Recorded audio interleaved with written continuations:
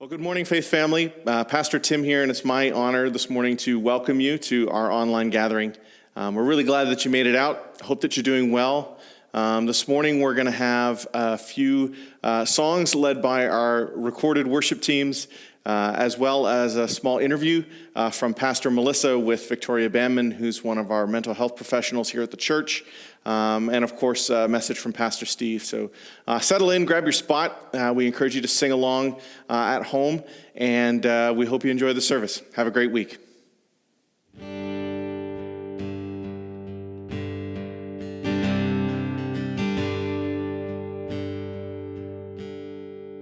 I searched the world,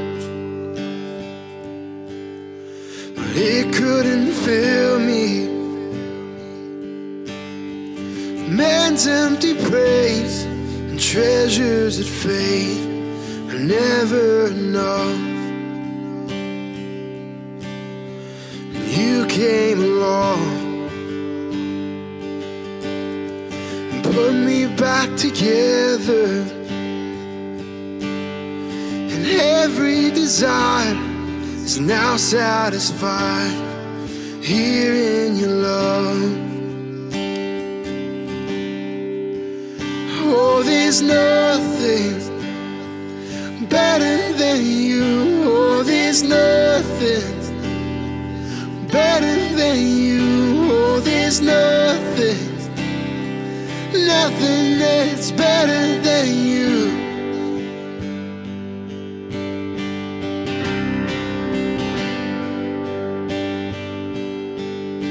And I'm not afraid to show you my weakness, my failures and flaws. Lord, you see them all, and you still call me friend.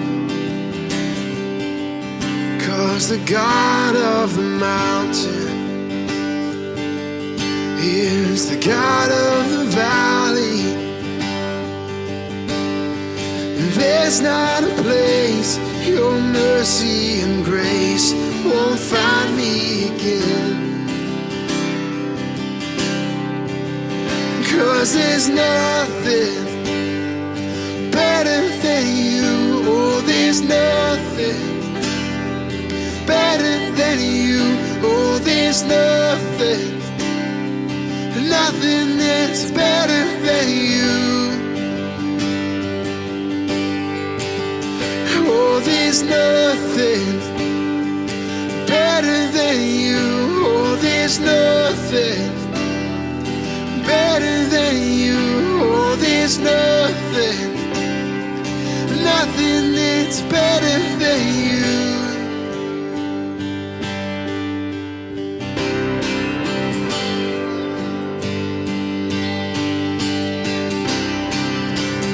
You turn mourning to dancing. You give beauty for ashes. You turn shame into glory. You're the only one who can. You turn graves into gardens. You turn bones into armies. You turn seas into highways. You're the only one who can. Oh, there's nothing better than you. Oh, there's nothing better than you. Oh, there's nothing that's better than you. Yeah. Oh, there's nothing better than you. Oh, there's nothing better than you. Oh, there's nothing that's better than you.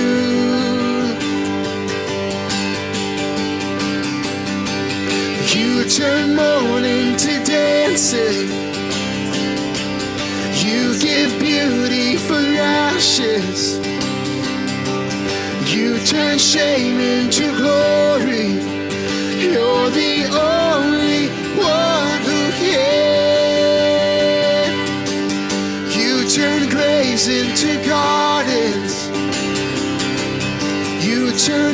mountains into armies. You turn seas into highways. You're the only one who can. You're the only one who can. You're the only one who can.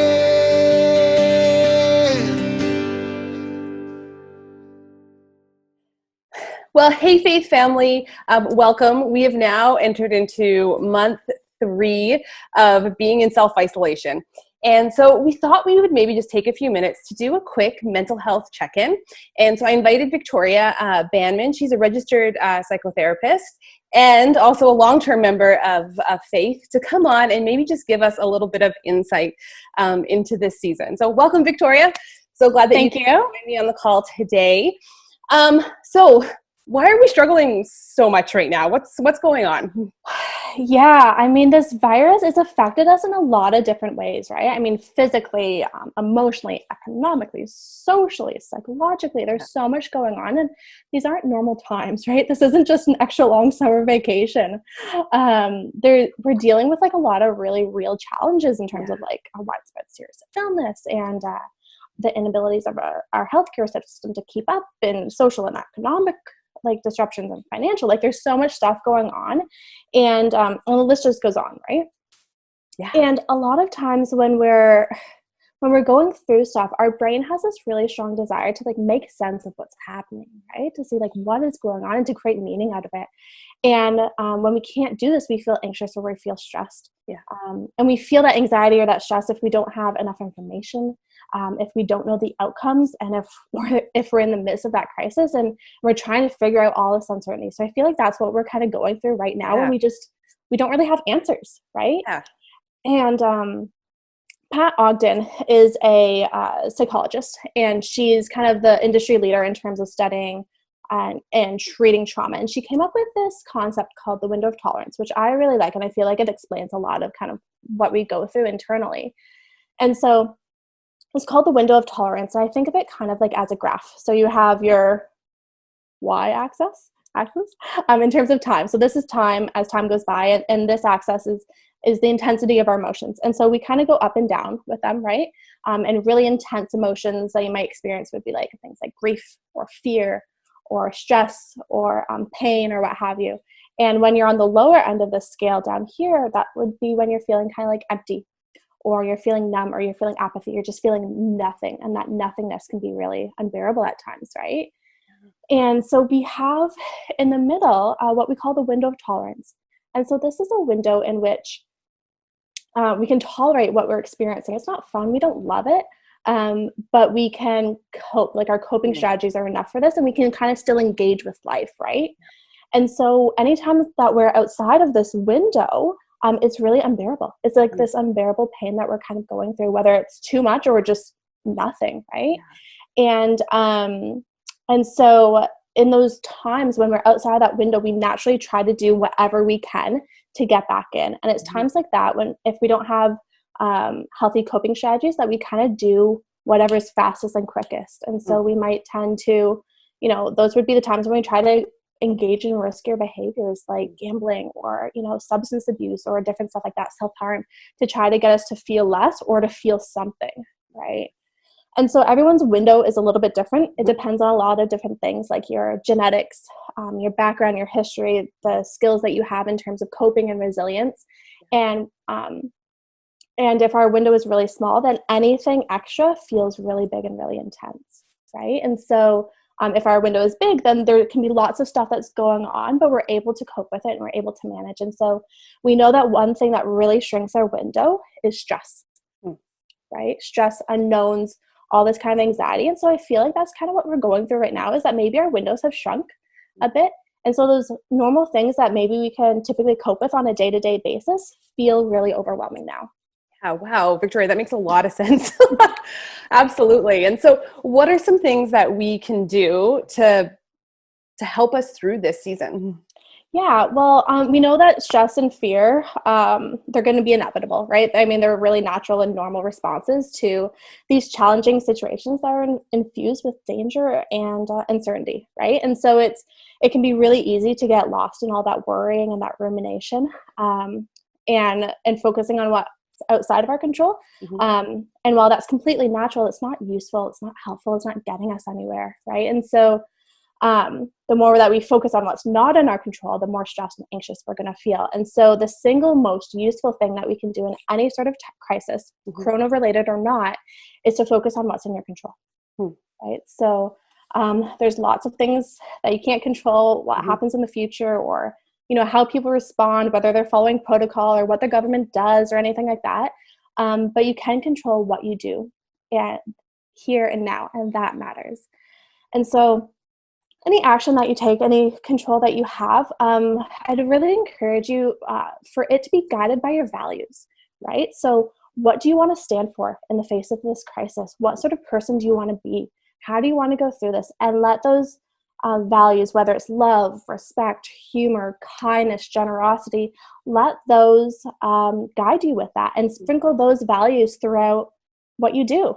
And we know that there's going to be obstacles and things that we can't do and goals that we can't achieve, but those values are studied through all, and we can still live those values in a lot of different ways, right? And so what can you say and what can you do now to enable you in years to come to look back on this time and to feel proud of your response with that? So that's the big thing, is focus on what you can control. Another thing, have a routine.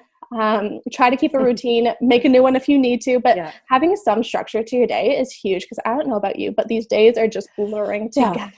Right? Like, did I do that yesterday? Was that 3 weeks ago? I have no idea, right? So having some structure to your day is really big. People say exercise. I hate that word. So I say movement, because exercise, it doesn't have to be going to the gym or having like this big, huge workout, but just move, get out in nature. And while you're in nature, like, engage with it, like be in the here and the now. So engage each of your different senses. What smells are you smelling? What are you seeing? What does your body feel like? What does that breeze feel like? So move, and then stay informed. Keep up to date with the news and stuff like that from a reliable source. Facebook, surprisingly, is not always reliable, right? And if you're like me, you might find that like the negativity, the catastrophizing, the conspiracy theories, they might be really overwhelming and distressing. And so maybe you just check in like at specific times of the day or once a week or what have you to kind of stay up to date, but limit yourself in terms of listening or reading news that feels anxious or feels really distressing. So that would kind of be my advice with that. Yeah, that's great. Thanks so much, Victoria. And I guess I would just like to encourage, we actually have a whole, the team is called our Wellness Collective team. And if you're feeling like you need some help throughout this season, would you reach out to our church office? Our email address is office@faithstthomas.com. And you can reach out to one of us and we can get you in contact with some of our folks from our Wellness Collective to kind of help you work through this season. So please don't walk through this season alone. Thanks so much, Victoria. And we'll jump back into the rest of our service. But thank you so much for just sharing some of that great information in your heart with us today. Thanks so much for having me. When I was 7 years old, I was allowed to ride my bike to the corner store for the very first time. It was so exciting. I remember getting on my little BMX and tearing up our block to the shop at the very top. It was called Jimmy's. It was a little confectionery store, and you could get everything in there. It was awesome. I had my 50 pence piece, which is the equivalent of about $1. And of course, back in those days, for $1, you could buy a lot of treats. So I went to the little store. I was just so proud of myself. Here I was, this big 7-year-old, going in with my money. I got a can of pop, my favorite bar of chocolate, and a quarter of my favorite candies, which were bonbons. I was so excited. I loaded them all up in a little bag, and off I went, ripping back down the street on my BMX. And one of the things that I didn't notice in all of my excitement was that coming up the street in another direction was another little boy, turned out to be a friend of mine called David, on his bike, and he was out riding in the street for the first time himself. He had kind of tucked away in behind a car, and I didn't see him. He was coming up one way, and I was flying down the other way, just so happy, so excited for having had this experience, when all of a sudden David pulled out on his bike from behind behind a car, and the two of us crashed into each other with an almighty bang. We were both lying out on the street, scraped and scratched. There were bonbons everywhere. My can of pop had exploded and was fizzing all over the place. And the two of us looked at each other, and well, we didn't want to let each other know that we were hurt. And we also didn't want to get in trouble or not be trusted to be able to go back to the store or go out on our bikes by ourselves. So we picked ourselves up, we dusted ourselves off, and we went our separate ways.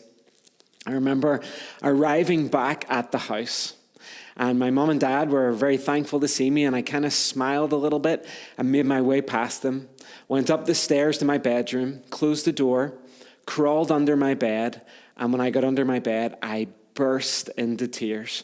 I was cut and bruised and in a lot of pain. And of course, it was a very emotional experience. And there I was, lying under my bed, hiding and crying.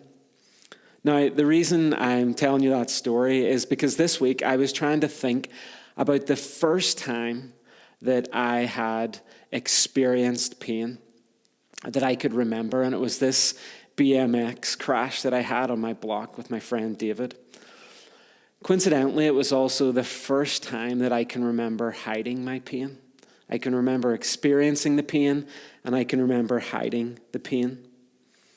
Of course, since then, I've had lots of injuries, from a rugby career, broken bones, torn muscles, lots of physical pain, lots of emotional pain, heartache, loss, grief, disappointment, betrayal. You see, that day on the BMX wouldn't be the first time that I experienced pain. It might have been the first time that I experienced pain, rather. It wouldn't be the last time that I experienced pain. And also wouldn't be the last time that I experienced hiding that pain. See, life is a journey, and part of that journey is embracing the reality of hurt and pain and brokenness, and then realizing that all of these are experienced while saturated in God's grace. In Psalm 23, where we've been studying these past few weeks, the shepherd leads the sheep to water. And when he gets them to water, there are three things that he wants to do. The first, as we were learning last week, is that he wants to water the sheep. He wants the sheep to get their 20 liters of water so they can hydrate, stay healthy in the sun, and they can get ready to take their next journey to the next pasture. The second thing that a shepherd does whenever he gets to the water is that he takes care of the flock's wounded. You see, along the way, the shepherd and the sheep experience attacks. They have to make their way through thorn bushes. They have sheep falling into cracks and ravines. The journey is fraught with danger and risk, and sheep would be injured along the way. And that's not even to mention when there's infighting and sheep attack one another. But the shepherd's job when he got the sheep to water was to wash their wounds, to bind up their cuts and scrapes, and to help nurture them back to health again. King David, who is writing our psalm, here speaking both metaphorically and of course biblically about how God is a shepherd who leads us to the place of healing. Now, David would have understood that this was also part of his job as the shepherd of Israel. In the book of Ezekiel, it's a very complex book, but in chapter 34, there's a prophecy that's delivered from Ezekiel to the kings of Israel and Judah. And there in that prophecy, a rebuke against these leaders. The God of heaven, Yahweh, the God of Israel, speaks out about Israel's shepherds, and he calls them bad shepherds. In fact, he calls them fat shepherds because they're not taking care of the weak and the wounded, but rather they're taking care of themselves. God is not happy, and so he speaks into this, and he writes or delivers this message through Ezekiel that he himself is going to step into the place of shepherding. He is going to be Israel's shepherd. In fact, he is going to raise up a shepherd for Israel, a prophetic pointing to the person and the work of Jesus Christ. God says, because you are not doing it, because you're not taking care of the wounded, because you're not taking care of the weak in your flock, I'm going to become their shepherd. You know, many of us live in a space of thinking that that's not us, that we're super healthy, we've got it all together. And what's really interesting in that passage in Ezekiel 34 is that there's also a word to the healthy sheep in the flock, that it's part of our job to help care for those who need the shepherd's care by not drawing down resources, but instead helping to care and to look after the sheep that are hurting most and wounded among us. The ministry of healing is at the very core of kingdom life. When we think about healing, we often think about it through the filter of the physical. But God's kingdom healing is a holistic healing. It is a healing that happens to us mentally, spiritually, emotionally, and physically. See, the journey is tough, and along the way we get wounded. We get scratched, we get scraped, we get burdened, and we get broken. That's how we identify with one another. That's what brings us all together in the place of humanity. We all get this. We all know what it is to feel this way, to be battered and bruised and broken. And we all need a shepherd that's going to take us to the water and wash our wounds and bind us up and get us back on the journey again. If you read the book of Isaiah in the Old Testament, and if you understand the Gospels correctly, one of the things that you come to understand is that you cannot talk about healing and the ministry of healing in the place of the kingdom and not talk about forgiveness of sins. For both Isaiah and the Gospel writers and Jesus himself, these ideas are bound up together because this is the reality. The reason we need to experience healing is because our world is broken, because our nature is fallen, and because we're surrounded by pain and hurt. Now, last week we talked about thirst as one of the reasons we choose to follow Jesus, because he alone can satisfy. This week I want to remind you that one of the reasons that we choose to follow Jesus is because he alone is the answer to our broken humanity. We follow Jesus because he can identify with us in our pain and in our suffering. And we follow Jesus because of his suffering in our place, we can actually experience healing. This is what Isaiah meant when he said that it is by his stripes that we are healed. Or what the Apostle Paul meant in the book of Colossians when he talks about how every broken, fragmented part of the universe gets put back together again by the blood of Christ shed for us on the cross. It's through Jesus' brokenness that you and I get, in that great exchange, get to experience wholeness. I know I told you a few months ago the story about my baby finger. How I woke up one morning and instead of having a nice straight finger, I had what my kids have come to call Dad's wonky finger. I'll see if I can show you it here on the camera. That's my finger straight. I finally got to see a specialist in March after waiting for 6 months. After 6 months of sitting around and hoping to see someone, I got to get in to see this doctor who had me in and out of the room in under 6 minutes. Isn't that always the way? I showed him my finger, and the first thing he asked me is, "Where are you from?" I said, "I'm from Ireland." And he says, "Well, that's what's wrong with you." Well, you guys all know that anyway. He says, "You have a thing called a Dupuytren's contracture. It's a genetic, degenerative disease that is mostly found among European men." He said, "Steve, your hand is going to shrivel up, and there's really nothing we can do about it. So go away, live your life, and come back whenever you're older and you're in a lot of pain with your hand, and we'll be able to give you some injections, maybe do a little bit of surgery. But the reality is you're just going to have to live with this hand issue." So my whole life, I've had this genetic degenerative disorder, and I didn't even realize it for 40 years, and then all of a sudden it appears. And now it's going to be a part of my story forever, right? There's going to be a day whenever I can't climb anymore. There's going to be a day whenever I can't play golf. You know, there's always a silver lining to every story. The reality is, I've always had this. I just didn't know. But now I do. It's out in the open for all to see, and I can't hide it. That's true about all of us. We're all fallen. We're all broken. We're all sinful. And the reality is, we're all hiding.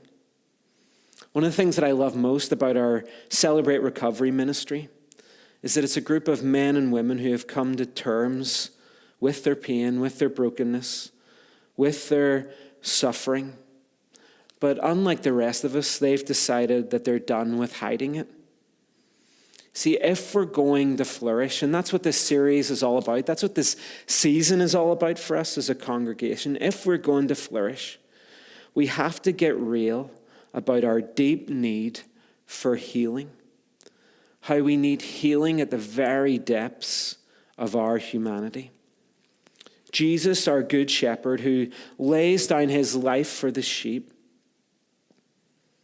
his healing, the healing that he brings to us, more than a Band-Aid on a scratch after falling off a BMX, or a surgery on a wonky finger. The healing that Jesus brings in his kingdom, it's way more practical than that. It is, first of all, his presence with us as the good shepherd. He is with us in our pain. The shepherd who is sitting by the still waters, washing the wounds of the sheep. His healing is first and foremost his presence. But then secondly, it's his promise. It's his promise of ultimate healing in the kingdom that's to come. That's what the writer of Revelation is talking about the healing of the nations that we'll experience in Revelation chapter 22, verse 2, that the tree of life, the very leaves in that tree exist for the healing of the nations. In the kingdom that is to come, there will be complete healing for every single one of us. No more tears, no more sickness, no more sadness, just healing. Jesus' kingdom healing is his presence and his promise. Whenever Rebecca and I were first married, we got a new car. It was a little Vauxhall Corsa, a little sporty European car. It was so cool, navy blue, alloy wheels, a little spoiler in the back. We just loved that car. I remember we were driving through Belfast one day and we pulled over to the side of the road. We needed to get our paperwork in order. We were just about to go to the bank. We were getting it all organized whenever I looked up in the mirror of the car and I could see another car approaching from behind us. We were sitting in a parking space at the side of the road. This car was approaching its speed. It was getting closer and closer, and before I could even shout out Rebecca's name, this car rammed the back of our little Vauxhall Corsa. Doing approximately 50 miles per hour, we were absolutely splatted. A lady further back up the road had slipped into a diabetic coma. Without realizing that she'd fallen asleep at the wheel, leaned in, put her foot in the accelerator, and lined us up and just absolutely rammed us. I don't remember much about the aftermath of that accident, but to this day I still remember this really cool moment that I had. I was sitting in the middle of ambulances and police cars. Parts of my car were lying all over the road, my beautiful little car. I remember looking across at Rebecca. She was sitting on the bed of an ambulance, being taken care of by first responders. They'd put in a neck brace around her and blankets on her to comfort her. And I remember just bawling my eyes out, like I was just weeping in this moment. I was sitting on a curb, the side of the road in Belfast. My whole world had come crashing down. My dad had arrived at the scene, and he came and he sat down beside me.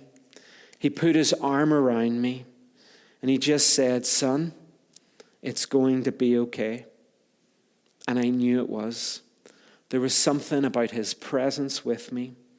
There was something about his promise to me. This is what David has in mind when he talks about the shepherd taking us to water.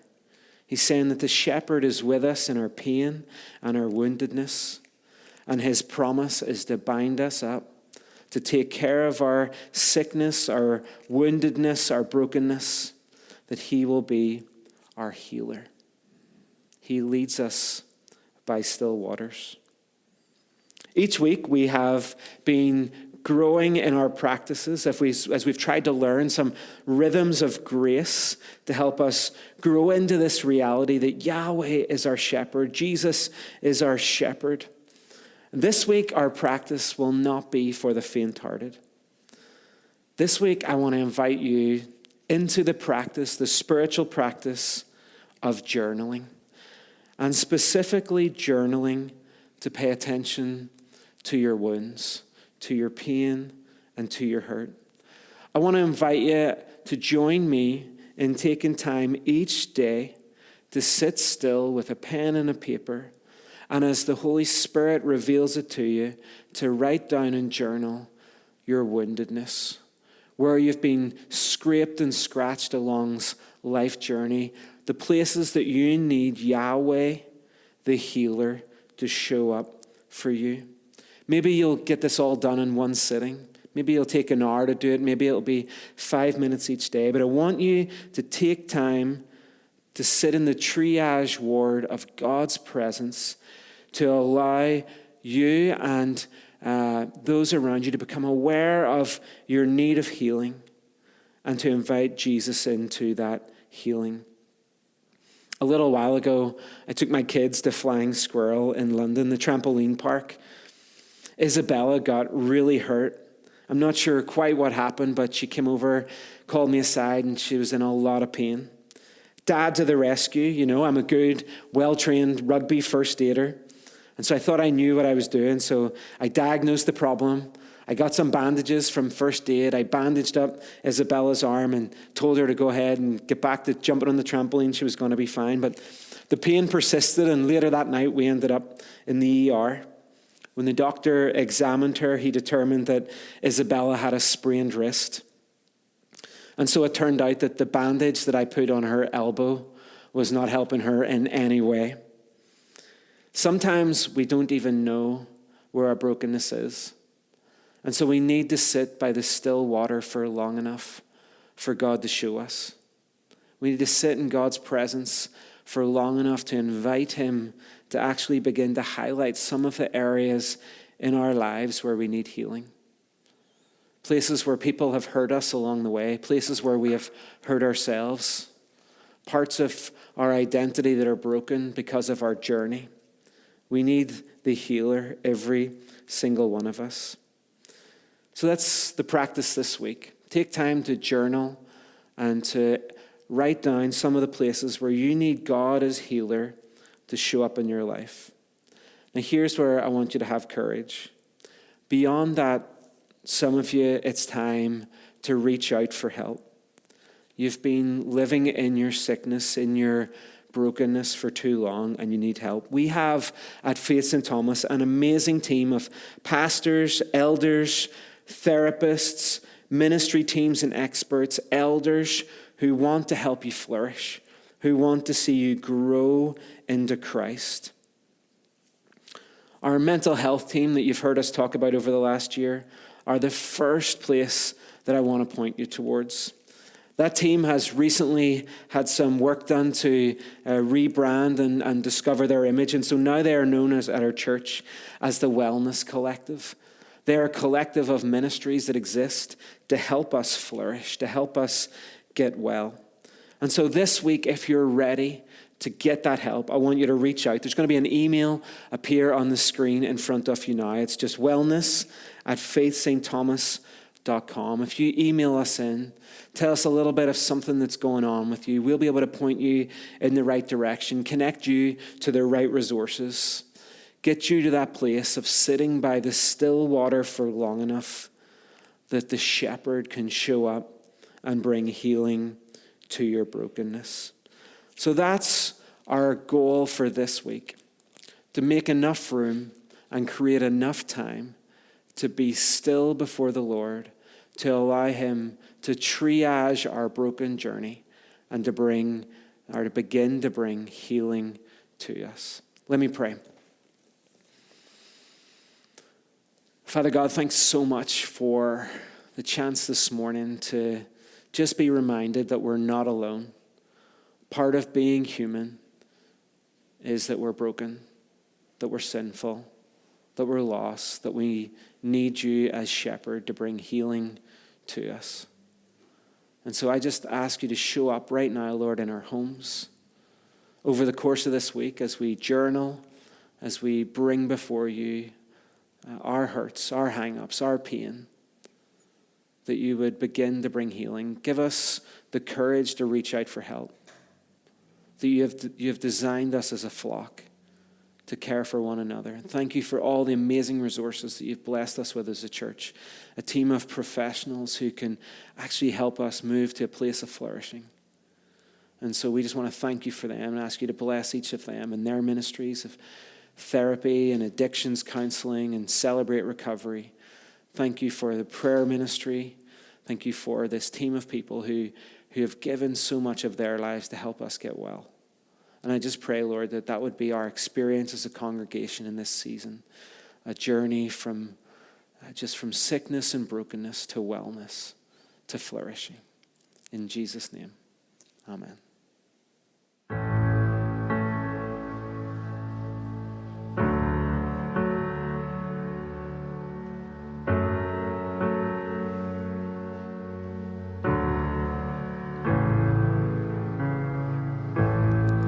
In the crushing, in the pressing, you are making new wine. In the soil I now surrender, you are breaking new ground.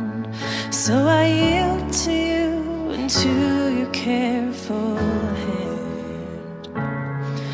When I trust you, I don't need to understand.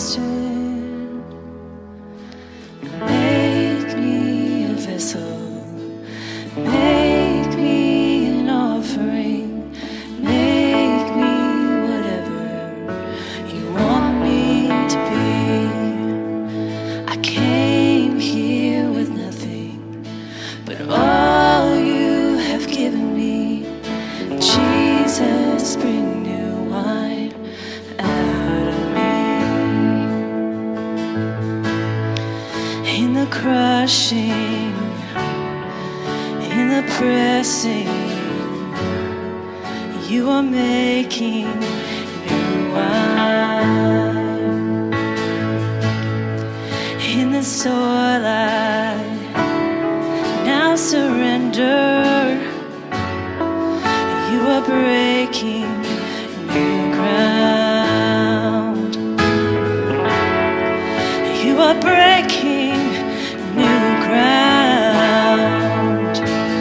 Make me a vessel, make me an offering, make me whatever you want me to be.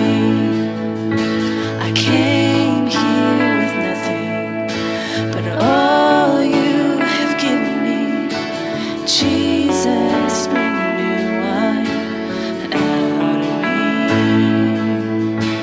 Jesus, bring new wine out of me.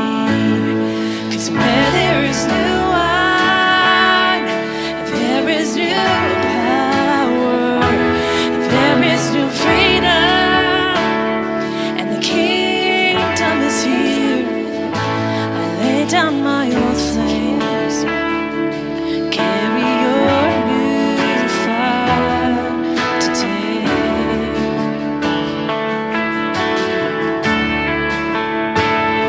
'Cause where there is new wine, there is new power, there is new freedom, and the kingdom is here. I lay down my old flames to carry your new fire today.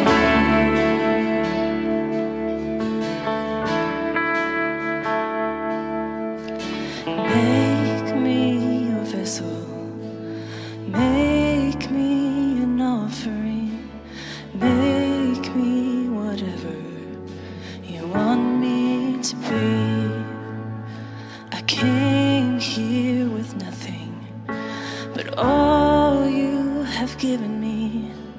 Jesus, bring new wine out of me.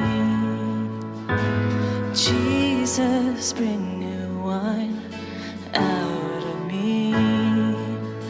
Oh, Jesus, bring new wine out of me.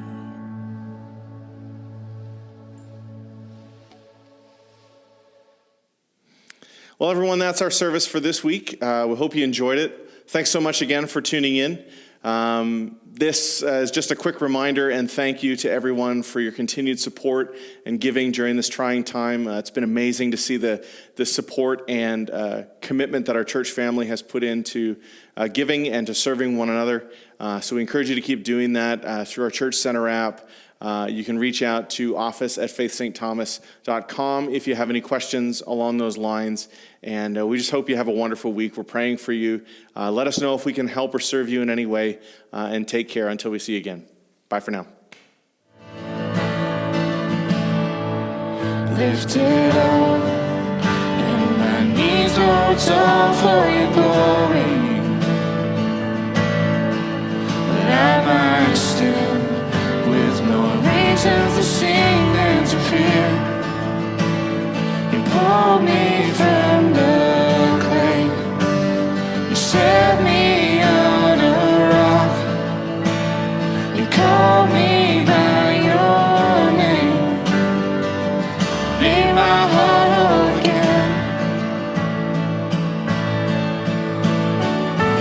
Here I stand, high in surrender. I need you now.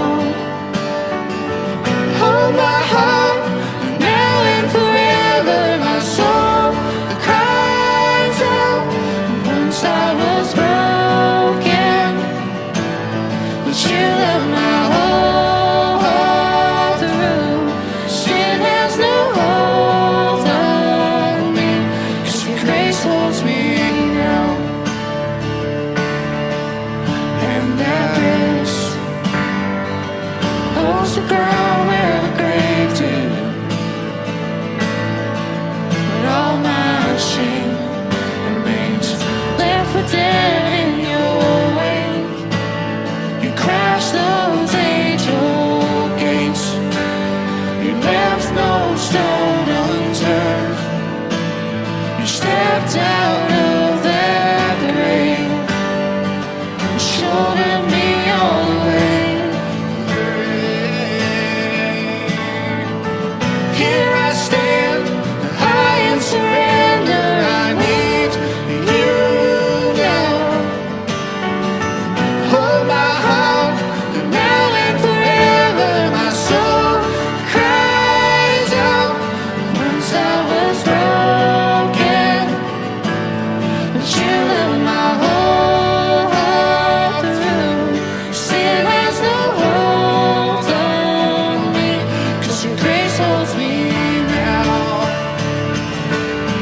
Healed and forgiven.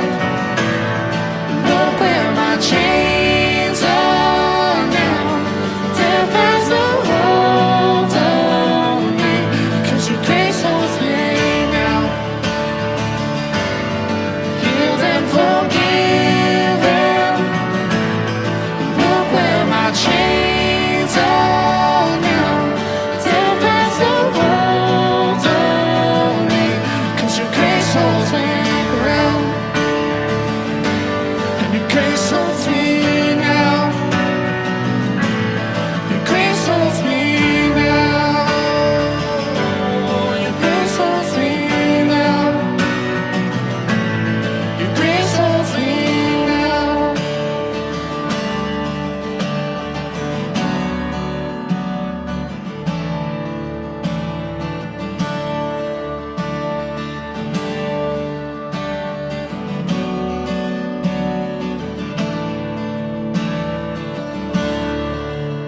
Once I was broken, once I was broken,